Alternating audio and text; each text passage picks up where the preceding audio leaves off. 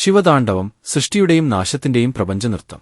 സൃഷ്ടിക്കു മുമ്പും നാശത്തിനു ശേഷവുമുള്ള കാലാതീതമായ ശൂന്യതയിൽ നിശ്ചലത മാത്രമേ നിലനിന്നിരുന്നുള്ളൂ.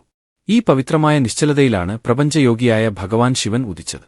ആഴത്തിലുള്ള മയക്കത്തിൽ ശിവന്റെ കണ്ണുകൾ അടഞ്ഞു. ശിവന്റെ മൂന്നാം കണ്ണ് ദിവ്യശക്തിയാൽ ജ്വലിച്ചു. പിന്നെ നിശബ്ദതയിൽ നിന്ന് ശബ്ദം ഉയർന്നുവന്നു, താണ്ഡവത്തിന്റെ ആരംഭമായ ഡമാരുവിന്റെ സ്പന്ദനം. വന്യമായി ഒഴുകുന്ന മങ്ങിയ മുടിയും തലയിൽ തിളങ്ങുന്ന ചന്ദ്രക്കലയുമായി ശിവൻ നൃത്തം ചെയ്തു. ഇത് സാധാരണ നൃത്തമായിരുന്നില്ല, അത് താണ്ഡവമായിരുന്നു, പ്രപഞ്ചത്തിന്റെ ശാശ്വത താളം.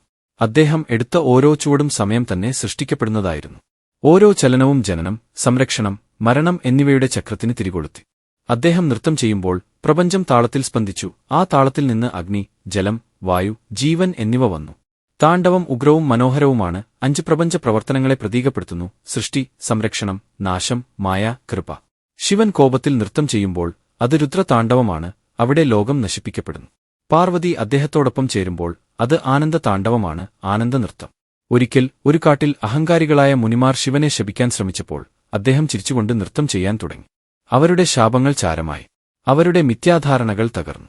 തന്റെ നടരാജരൂപത്തിൽ അദ്ദേഹം ഒരു അഗ്നിവലയത്തിനുള്ളിൽ നൃത്തം ചെയ്തു. അജ്ഞതയുടെ അസുരനെ തന്റെ കാലിനടിയിൽ തകർത്തു.